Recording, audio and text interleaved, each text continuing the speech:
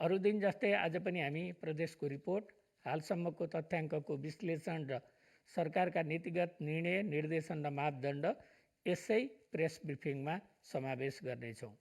COVID-19 क्षतिहरू कम गर्न हामी सबैका प्रयास जारी छन्। हामीले स्वास्थ्य तथा जनसङ्ख्या मन्त्रालयको अनुरोध अनुसार हिँड्दा, बस्दा, काम गर्दा एक अर्कालाई सङ्क्रमणको आशंकामा राखेर मानिसबाट मानिसको दूरी कम्तीमा 2 मिटर कायम गरौँ, मास्कको सधैँ उचित प्रयोग गरौँ, हातको सरसफाइमा ध्यान दिउँ, हातले नाक, मुख, अनुहार छुने बानीहरू हटाउँ। हाम्रा यस किसिमका व्यवहार सधैँका लागि हुने गरी सुधार भयो भने कोभिड-19 को सङ्क्रमणबाट बच्नुका साथै धेरै किसिमका अन्य सरुवा रोगबाट समेत जोगिन सकिन्छ। गत बिहिबारदेखि आजसम्मको तथ्याङ्क हेर्दा नेपालमा 76,932 PCR परीक्षण भएको छ, जसमध्ये 25,448 परीक्षणमा सङ्क्रमण पुष्टि भएको छ। 23,293 जना सङ्क्रमण मुक्त भई डिस्चार्ज हुनुभएको छ।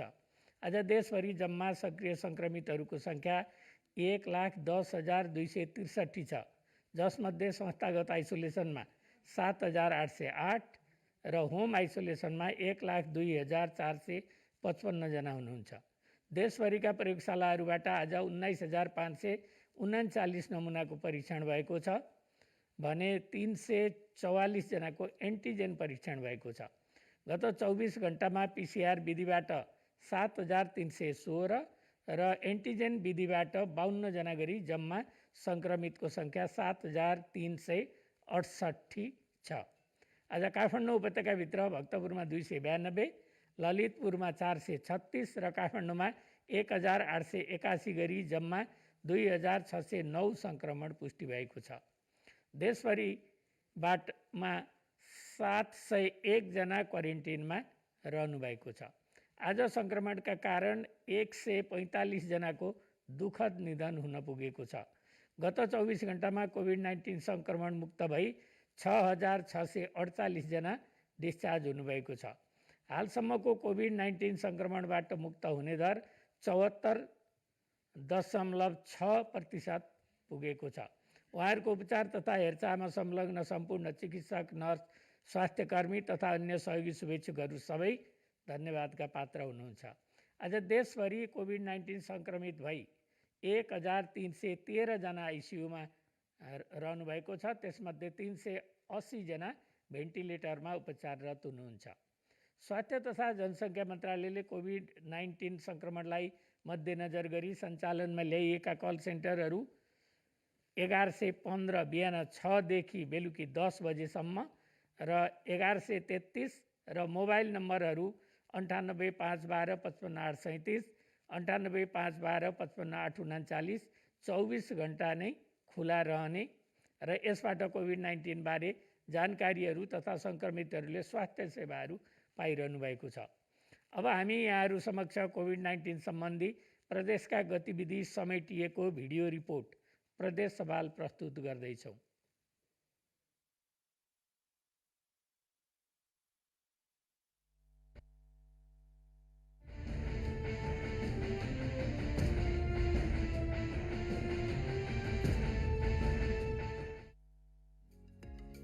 कोरोना भाइरसलाई परास्त गर्न व्यक्तिले मनोबल उच्च बनाउनु पर्छ। सङ्क्रमण भएका बेला सकारात्मक सोच बनाउँदै आफ्नो दैनिकीलाई निरन्तरता दिएर मनोबल उच्च बनाउन सकिने विज्ञहरू बताउँछन्। आइसोलेसनमा बसेका बेला सकारात्मक समाचार सुन्नु पर्दछ। समयमा सुत्ने, समयमा उठ्ने, नियमित खानपान गर्ने र व्यायाम गर्दा पनि मनोबल उच्च बनाउन सहयोग पुग्नेछ। सबैभन्दा पहिला चाहिँ सकारात्मक सन्देशमूलक समाचारहरू मात्र सुन्नुपर्छ। सामाजिक सञ्जालमा धेरै समय बिताएर नकारात्मक समाचारहरूलाई मात्र हेरेर गर्दाखेरि चाहिँ त्यसले मानसिक हिसाबमा तनाव हुन्छ।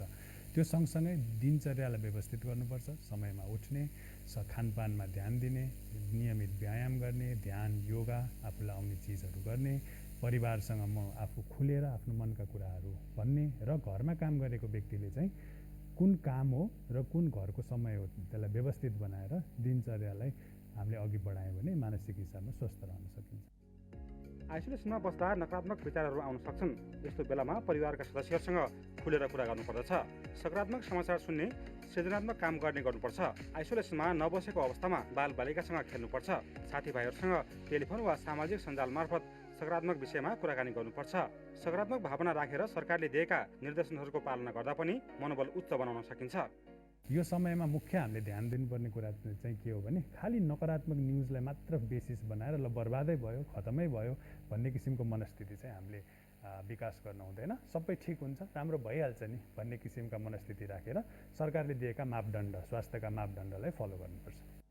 कोरोनाको सङ्क्रमणलाई जित्नका लागि आत्मबल चाहिने र रमाइलो वातावरणमा आत्मबल बढ्ने भएकाले त्यस्तो वातावरण बनाउने प्रयास गर्नुपर्छ।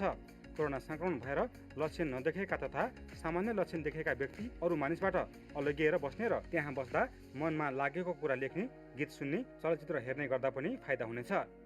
सङ्क्रमण भएपछि पनि अनलाइनबाट काम गर्न सम्भव हुनेले आफ्नो काम नियमित गर्नुपर्छ।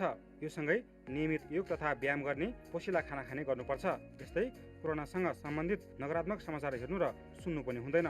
सङ्क्रमण निको भएपछि सकेसम्म चाँडै काममा फर्किएर दिनचर्यालाई व्यस्त बनाउँदा सकारात्मक सोचको विकास गर्न सहयोग पुग्नेछ। सकारात्मक सोचको विकास गर्नको लागि चाहिँ सबैभन्दा महत्त्वपूर्ण चाहिँ हामीले हाम्रो मनमा कस्ता सोचहरू आइरहेछन् त्यसलाई हेर्नुपर्छ। यदि हामीका मनमा आएका सोचहरूले हामीलाई असर गरिरहेछ, हाम्रो आत्मबलमा कमी आइरहेको छ भने हामीले अब त्यसलाई परिवर्तन गर्नको लागि चाहिँ आफ्नो यो अप्ठ्यारो परिस्थितिमा चाहिँ कुनै न कुनै हिसाबमा नौलो क्रियाकलाप गरेर त्यसलाई डिस्ट्र्याक्ट गर्नुपर्छ र त्यो नौलो क्रियाकलाप जे पनि हुनसक्छ। त्यो सँगसँगै हामीले हाम्रो संस्कृति र हाम्रो धार्मिक हिसाबले दिएका हाम्रा विभिन्न उपदेशहरूको पनि सहयोग लिन सक्छौँ, पढ्न सक्छौँ, होइन, केही कुरामा व्यस्त पार्न सक्छौँ, घरको काममा सहयोग पुर्याउन सक्छौँ। त्यस्तो गर्न सक्यौँ भने चाहिँ नकारात्मक सोचबाट हामी टाढा बस्न सक्छौँ र कहिलेकाहीँ चाहिँ साधना, ध्यान, यो ब्रिदिङ एक्सर्साइजहरूको सहयोगले पनि हामीले मनको यो अप्ठ्यारोलाई ठिक पार्न सक्छौँ। कोरोना सङ्क्रमणबाट बच्न स्वास्थ्य मापदण्डको पूर्ण पालना गर्नुपर्छ। कुनै कारणले सङ्क्रमण भइहालेमा पनि मनोबल उच्च बनाउँदा सङ्क्रमण चाँडै निको हुने भएकाले सरकारले दिएका सुझावको पालना गर्नुपर्दछ।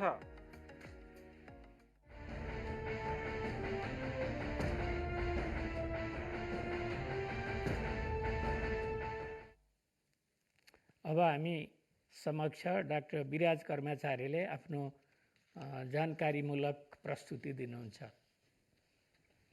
हजुर नमस्ते। आज फेरि म यहाँहरू समक्ष कोभिड-19सँग सम्बन्धित केही नयाँ जानकारीहरू लिएर आएको छु। अघिल्लो हप्ताको तुलनामा यो हप्ता कोभिड सङ्क्रमितहरूको सङ्ख्यामा हेर्ने हो भने नेपालमा 14%ले वृद्धि भएको छ। तपाईँले यो ग्राफमा देख्नुहुनेछ कि अहिले विश्वमा एकदमै चाँडै यो कोभिडको सङ्ख्या बढिरहेका देशहरूमध्ये नेपाल पनि पर्दछ। तर गएका केही हप्ताहरूको तुलनामा हेर्ने हो भने अहिले यो बढ्ने दर चाहिँ बिस्तारै चरम बिन्दुमा पुगेको हो कि भन्ने कुरा हामी बुझ्न सक्दछौँ। तर नेपालभित्र पनि हेर्ने हो भने विभिन्न प्रदेशमा यो कोभिड सङ्क्रमणको दर अलिक भिन्न भिन्न छ। अघिल्लो हप्ताको तुलनामा यो हप्ता कोभिड सङ्क्रमितको सङ्ख्याहरू विभिन्न प्रदेशमा हेर्ने हो भने लुम्बिनी प्रदेशमा लगभग 1%ले कम भएको जस्तो देखिन्छ भने कर्णाली प्रदेशमा 134%ले वृद्धि भएको देखिन्छ। त्यसरी नै गण्डकी प्रदेशमा 21%, बागमतीमा 4%, प्रदेश 1मा 28%, प्रदेश 2मा 81% र सुदूरपश्चिममा 91%ले बढेको देखिन्छ। यसबाट पनि हामी के बुझ्न सक्छौँ भने देशभित्रै पनि कोभिड सङ्क्रमितहरूको सङ्ख्या बढ्ने दर विभिन्न ठाउँमा विभिन्न छ। यो नक्सामा यहाँहरूले नेपालका विभिन्न जिल्लाहरूमा कुन किसिमले कोभिड सङ्क्रमितहरूको सङ्ख्या बढिरहेको छ भनेर देख्नुहुनेछ। यसमा सबैभन्दा गाढा रङ भएकोमा सबैभन्दा बढी सङ्ख्यामा कोभिड सङ्क्रमितहरूको वृद्धि भएको छ भने हरियो देखिएका ठाउँहरूमा भने निकै कम अथवा न्यून रूपमा मात्रै वृद्धि भएको जान्न सकिन्छ। यो हप्ता औसत दैनिक नयाँ कोभिड-19 सङ्क्रमितको सङ्ख्या प्रति लाख जनसङ्ख्या हेर्ने हो भने नेपालका धेरैजसो जिल्लाहरूमा धेरै नै सङ्क्रमण भइसकेको भन्ने कुरा देखिन्छ। यसमा सबैभन्दा गाढाले व्यापक रूपमा सङ्क्रमण भएको भन्ने देखाउँछ, जुन चाहिँ प्रति लाख जनसङ्ख्या 10 जनाभन्दा बढीको सङ्ख्यामा सङ्क्रमितहरू भएको भन्ने बुझिन्छ। हामीले गएका हप्ताहरूमा पनि नेपाल र भारतमा सङ्क्रमणको दर कसरी भिन्न छ भन्ने कुराहरू हामी देखाइरहेका छौँ। अहिले पनि हामी के देख्न सक्छौँ भने प्रति 10 लाख जनसङ्ख्याको आधारमा हेर्ने हो भने नेपालमा सङ्क्रमण भारतको सङ्क्रमणभन्दा उच्च छ। यो ग्राफमा तपाईँहरूले जुन देख्नु भइरहेछ निलो रङको धर्को चाहिँ भारतको हो भने रातो रङको धर्कोले नेपाल जनाउँदछ।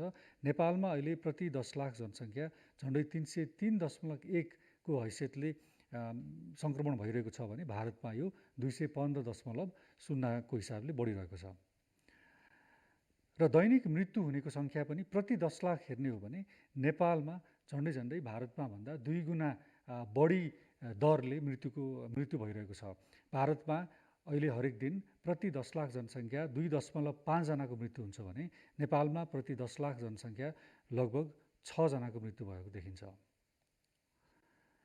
नेपाल र भारतमा कोभिड-19 को टेस्ट पोजिटिभिटी दर हेर्ने हो भने पनि हामी के देख्छौँ भने भारतभन्दा नेपालमा 2 गुणा भन्दा बढी टेस्ट पोजिटिभ हुने दर छ। भारतमा अहिले 20.2 छ भने नेपालमा 46.7 छ।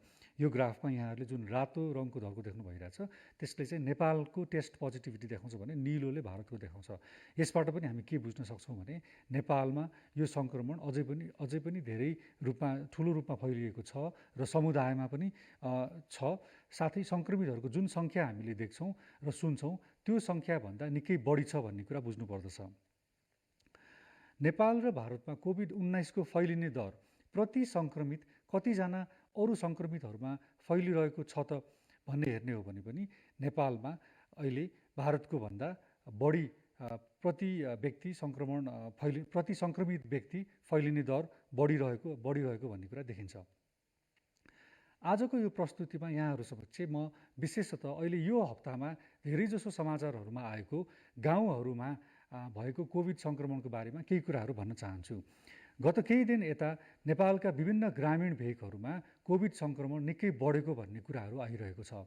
कतिपय ठाउँमा यो टेस्टिङ गरिसकेपछि कोभिड सङ्क्रमितहरूको सङ्ख्या निर्धारण भएको छ भने कतिपय ठाउँमा कोभिडकै जस्तो गरेर सङ्क्रमणहरू भइरहेको तर टेस्ट अझै पनि हुन नसकेको तैपनि विभिन्न व्यक्तिहरूमा रोगका सङ्केतहरू देखेको र मृत्यु पनि भएको समाचारहरू धेरै ठाउँबाट आइरहेको छ। यसमा एउटा प्रमुख कारण के पनि हो भने गाउँहरूमा निषेधाज्ञाको उल्लङ्घन भइरहेका समाचारहरू छन्। सहरी क्षेत्रहरूमा निषेधाज्ञा हुँदा पनि गाउँघरहरूभित्र भने विभिन्न सामाजिक कार्यक्रमहरू भइरहेको र आवत जावत पनि खुला रूपमा भइरहेको हुनाले पनि यो सङ्क्रमणको अहिले देखिन थालेको सम्भावना बुझ्न सकिन्छ। अर्को कुरा लकडाउनभन्दा अगाडि ठुला सहरहरूमा जहाँ सङ्क्रमण एकदमै फैलिसकेका थिए ती सङ्क्रमण फैलिसकेका ठाउँहरूबाट मानिसहरू 10औँ हजारको सङ्ख्यामा गाउँहरूमा जाने र गाउँमा बसेर पनि होम आइसोलेसन अथवा छुट्टिएर बस्ने व्यवस्था नगरेको कारणले गर्दाखेरि पनि गाउँमा सङ्क्रमणहरू फैलिएको जस्तो देखिन्छ। यी केही समाचारहरूले पनि अहिले राजधानी वरिपरिका गाउँहरूमा मात्र नभइकन देशका अरू पनि विभिन्न ग्रामीण ठाउँहरूमा जिल्लाहरूमा भेगहरूमा सङ्क्रमण भएको भन्ने देखिन्छ। अब यसमा के गर्न सक्छौँ त हामीले? सर्वप्रथम त यसमा हामीले पहिलो कुरा एउटा गाउँबाट अर्को गाउँमा आवत जावत नगर्ने र गाउँभित्र पनि धेरै मानिसहरूको हेलमेल नगर्ने कुरामा एकदमै ध्यान दिनुपर्दछ। किनभने सानो गाउँहरूमा मानिसहरूको हेलमेल हुँदाखेरि चाँडै सर्ने सम्भावना हुन्छ। त्यस्तै हरेक गाउँहरूमा क्वारेन्टाइन तथा आइसोलेसन सेन्टरको प्रबन्ध गर्नुपर्दछ। ग्रामीण भेगका घरहरूमा प्रायः होम आइसोलेसनमा बस्न योग्य संरचना हुँदैन। त्यस्ता ठाउँहरूमा संस्थागत क्वारेन्टाइनहरूको व्यवस्था नगर्नुको अर्थ घरमा परिवारमा तथा टोल छिमेकमा त्यो रोग सर्नु नै हो। त्यही कारणले पनि गाउँहरूमा क्वारेन्टाइन तथा आइसोलेसन सेन्टरहरूको प्रबन्ध गर्नुपर्दछ। उच्च जोखिम भएका गाउँहरूमा सामूहिक परीक्षण गर्ने र सङ्क्रमितहरूको समयमा नै कन्ट्याक्ट ट्रेसिङ गर्नुपर्दछ। क्वारेन्टाइन र आइसोलेसनमा हुनेहरूलाई सहायता दिने र सङ्क्रमित बिरामीहरूलाई समयमा नै उचित उपचारको प्रबन्ध गर्नुपर्दछ। एउटा गाउँबाट अर्को गाउँमा आवत जावत निषेध गर्ने र गाउँभित्रै पनि विभिन्न टोलहरूमा विभिन्न ठाउँहरूमा मानिसहरूको हेलमेल रोकेको खण्डमा अहिले पनि गाउँहरूमा यो रोग थप फैलिनबाट जोगाउन सकिन्छ। उच्च जोखिम भएका गाउँहरूमा सामूहिक रूपमा कोभिड-19 को परीक्षण गर्न सकिन्छ। तर हामीलाई थाहा छ कि कतिपय ठाउँहरूमा हामीले एकदमै पुग्दो रूपमा परीक्षण गर्न नसक्न सक्छौँ। त्यस्तो अवस्थामा हामीले अलिकति भिन्न तरिकाले परीक्षण गर्नुपर्दछ, जसमा जस्तै कि यो एक परिवारमा एकजना अथवा टोलहरूबाट प्रतिनिधित्व हुने गरेर सङ्क्रमित लागेका व्यक्तिहरूको परीक्षण गर्ने गरेर यसरी भए पनि गाउँमा अहिले कोभिडको सङ्क्रमण के कस्तो अवस्थामा छ भन्ने कुरा केही हदसम्म जानकारी लिन भने सकिन्छ। सङ्क्रमित भइसकेपछि कन्ट्याक्ट ट्रेसिङको पनि अति आवश्यकता छ। यदि समयमा नै कन्ट्याक्ट ट्रेसिङ नभएको खण्डमा एक सङ्क्रमितबाट अरू र त्यसबाट पनि अरू सङ्क्रमितहरूमा फैलिने क्रम जारी नै हुन्छ। तर एकजना सङ्क्रमित थाहा भइसकेपछि स्थानीय तहबाट र सङ्क्रमित आफ्नै पहलमा पनि आफूबाट सङ्क्रमित भइसकेकाहरू को हुनसक्छ भन्ने सम्भावना बुझेर यो प्रबल सम्भावना भएका व्यक्तिहरूलाई सम्पर्क गरेर होम क्वारेन्टाइनमा बस्नको लागि हामीले अनुरोध गरेको खण्डमा सङ्क्रमितहरूबाट सर्ने सम्भावना एकदमै कम हुन्छ। यसले झन्डै 85% थप व्यक्तिहरूलाई सङ्क्रमणबाट बचाउन सकिन्छ। त्यही भएर स्थानीय निकायहरूले पनि कन्ट्याक्ट ट्रेसिङलाई एकदमै धेरै महत्त्व दिनुपर्दछ। त्यस्तै हरेक गाउँहरूमा क्वारेन्टाइन र आइसोलेसन सेन्टरको पनि प्रबन्ध गर्नु अति आवश्यक छ। अहिले हामीले समाचारमा के देखिरहेका छौँ भने कतिपय ठाउँमा संस्थागत क्वारेन्टाइन, संस्थागत आइसोलेसनको व्यवस्था गरिए तापनि सङ्क्रमितहरू र क्वारेन्टाइनमा बस्नुपर्नेहरू घरमा नै बसिरहेको भन्ने समाचारहरू पनि आएका छन्। यसो गर्नुहुन्न, किनभने गाउँको घरहरूमा भनेको होम आइसोलेसन तथा होम क्वारेन्टाइनमा बस्नको लागि संरचना मिलेको हुँदैन। किनभने सबै व्यक्तिहरू प्रायः नजिकै बस्ने, राम्रोसँग हावाको सञ्चार नहुने तथा सँगै खाने, एउटै टोयलेट बाथरुमहरू प्रयोग गर्ने भएको हुनाले घरहरूमा बसेर क्वारेन्टाइन तथा आइसोलेसन गर्न एकदमै गाह्रो हुन्छ। त्यही भएर स्कुल, होटल तथा अरू के कस्ता संरचनाहरू छन् ती संरचनाहरूमा क्वारेन्टाइन र आइसोलेसनको व्यवस्था गर्नैपर्छ र कमसेकम वडाको तहमा सङ्क्रमितका आफ्नो परिवारहरूलाई हेरेर घरमा क्वारेन्टाइन तथा आइसोलेसनमा बस्न मिल्दैन भने वडा तथा स्थानीय पालिकाको पहलमा भए पनि सङ्क्रमितहरूलाई आइसोलेसन सेन्टरमा नै ल्याएर सुरक्षित रूपमा राख्नु अति आवश्यक छ। कथम कदाचित होम आइसोलेसनमा नै बसेको खण्डमा पनि सङ्क्रमितहरूको स्वास्थ्यमा निगरानी गर्नुपर्दछ। हामीले पटक भनिरहेका छौँ, विशेषतः यसमा रगतमा अक्सिजनको मात्रा कतिको छ भन्ने कुरा हेर्नुपर्दछ। त्यही भएर गाउँहरूमा अहिले केही थोरै सङ्ख्यामा भए पनि पल्स अक्सिमिटर भन्ने सानो उपकरणको जोहो गर्नुपर्दछ, जुन प्रयोग गरेर सङ्क्रमितहरूको शरीरमा अक्सिजनको मात्रा कति छ भन्ने कुरा थाहा पाउन सकिन्छ र अक्सिजनको मात्रा घट्दो क्रममा छ, 92% भन्दा कम भएको छ भने तुरुन्तै अस्पतालमा लगेर उपचारहरू गराउन सकिन्छ। त्यस्तै 5 दिनभन्दा बढी ज्वरो आइरहने र आफ्नो समस्या अलिक जटिल हुँदै गएको जस्तो लाग्छ भने पनि होम आइसोलेसनमा नबसिकन स्वास्थ्य सेवा लिनको लागि गइहाल्नु पर्दछ। अर्को एकदमै महत्त्वपूर्ण कुरा आज म के भन्न चाहन्छु भने कोभिड सङ्क्रमित भइसकेपछि सबै सङ्क्रमितहरूलाई ठुला अस्पतालमा नै लानुपर्छ भन्ने छैन।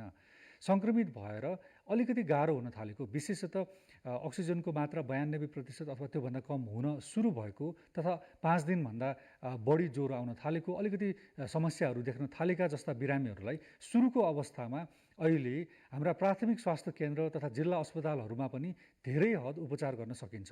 केही दिन अगाडि मात्रै नेपाल मेडिकल काउन्सिल तथा स्वास्थ्य मन्त्रालयबाट प्राथमिक स्वास्थ्य केन्द्रमा कोभिड-19 को व्यवस्थापनको लागि निर्देशिका जारी गरेको छ। यो निर्देशिकामा प्राथमिक तहमा धेरै सुविधाहरू नभएको ठाउँमा पनि कोभिडका बिरामीहरूलाई सुरुको अवस्थामा कसरी व्यवस्थित गर्न सकिन्छ भन्ने कुरा राम्रोसँग बुझाइएको छ।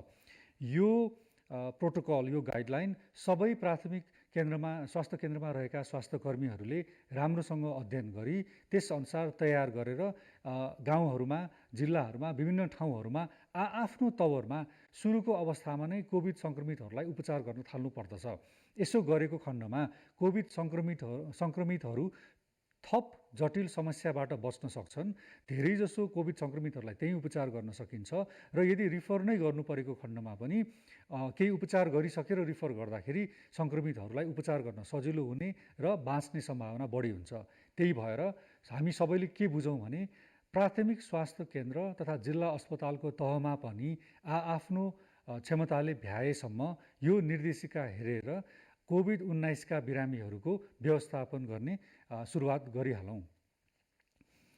त्यस्तै यसबाहेक अरू केही याद गर्नुपर्ने कुराहरू जस्तै फोन मार्फत बिरामीहरूको स्वास्थ्यको नियमित निगरानी गर्न पनि सकिन्छ। कतिपय गाउँपालिकाहरूमा अहिले घर घरमा गएर बिरामी तथा सङ्क्रमितहरूको बारे जानकारी लिएको पनि थाहा छ भने जहाँ सङ्क्रमितहरूकोमा फोनबाट सम्पर्क गर्न सकिन्छ, कमसेकम दिनहुँ अथवा एक दिन बिराएर मात्र सम्पर्क गरेको खण्डमा पनि समयमा नै केही अप्ठ्यारा समस्याहरू छन् भने उहाँहरूलाई स्वास्थ्य सल्लाह दिन सकिन्छ। होम आइसोलेसनमा हुने सङ्क्रमित व्यक्तिहरूलाई नियमित परामर्श दिन सकिन्छ। अस्पताल भर्ना गर्नुपर्ने बिरामीको लागि शय्याको व्यवस्था गर्ने तथा रिफर गर्नको लागि पनि सङ्क्रमित र सङ्क्रमितको परिवार आफैले गर्नुभन्दा स्थानीय निकायको तहबाट गर्दाखेरि सङ्क्रमितहरूलाई धेरै सजिलो हुन्छ। त्यस्तै यदि रिफर गर्नु नै पर्ने अवस्था आएको खण्डमा पनि स्थानीय तहबाट एम्बुलेन्सको व्यवस्था गर्ने तथा अरू सम्पर्क गरिदिने कामहरू गरेको खण्डमा सङ्क्रमितहरूलाई उपचार गर्न धेरै सजिलो हुन्छ। यसमा स्थानीय तह मात्र होइन, अरू स्थानीय सरोकारवालाहरूले पनि उत्तिकै जागरुक भएर लाग्न सकिन्छ। यो समयमा एक अर्कालाई सहयोग गर्नको लागि टोलमा, वडामा, पालिकामा सबैजना लागेको खण्डमा सङ्क्रमितहरूलाई अझै पनि हामीले धेरै राम्रोसँग व्यवस्था गर्न सक्छौँ। छिमेकी मुलुक भारतमा पनि केरला तथा मुम्बईमा कोभिड व्यवस्थापन गर्नको लागि स्थानीय सरकारले एकदमै ठुलो भूमिका निभाएको र एकदमै सफलतापूर्वक अरू प्रान्तहरू हेरिकन धेरै सफलतापूर्वक व्यवस्थापन गरेका धेरै उदाहरणहरू छन्। हामी पनि आफ्नो क्षेत्रमा, आफ्नो पालिकामा यस्ता उदाहरणीय कामहरू गर्नको लागि प्रयास गरौँ। यसो गरेको खण्डमा आउने दिनहरूमा अझै पनि हामीले धेरैजनालाई मृत्युको जोखिमबाट बचाउन सक्दछौँ। हस्त यति भन्दै आजको यो प्रस्तुति यहीँ टुङ्ग्याउँछु। आउने हप्ता फेरि नयाँ जानकारीहरू लिएर आउने नै छु। आजको लागि नमस्ते, धन्यवाद। धन्यवाद डाक्टर विराज कर्मचारीलाई।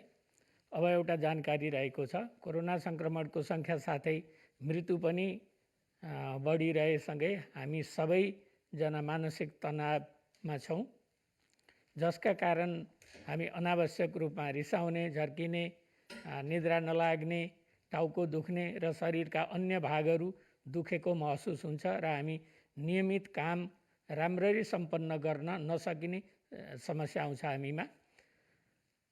हामीमा धेरै प्रश्नहरू आउँछन् र बिस्तारै धेरै कुरामा विश्वास चाहिँ हराउँदै जान पनि सक्छ।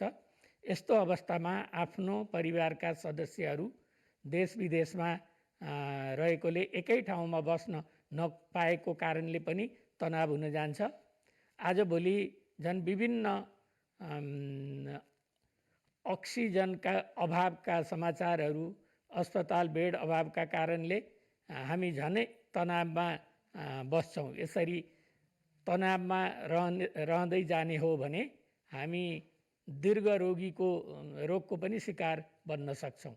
त्यसकारण यो तनावबाट मुक्त रहन विभिन्न तरिका अपनाउनु पर्ने हुन्छ।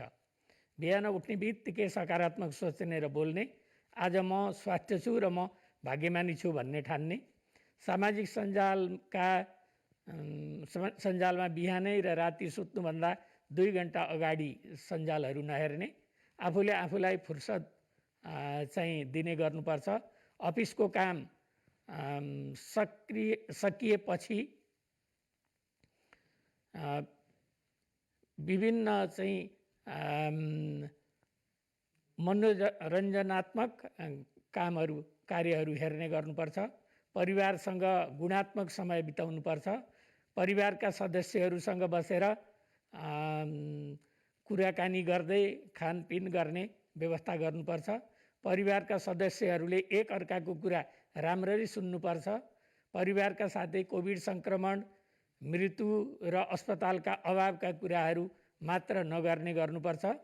प्रशस्त मात्रामा पानी पिउने, शारीरिक व्यायाम गर्ने, आधा घन्टाभन्दा बढी एक ठाउँमा नबस्ने, उठेर कोठामा भए पनि हिँड्ने, सकभर घरमा खुल्ला ठाउँमा बस्ने वा कोठैमा बस्दा पनि झ्यालडोका खोलेर हावा ओहोर दोहोर हुने गरी बस्ने गर्नुपर्छ।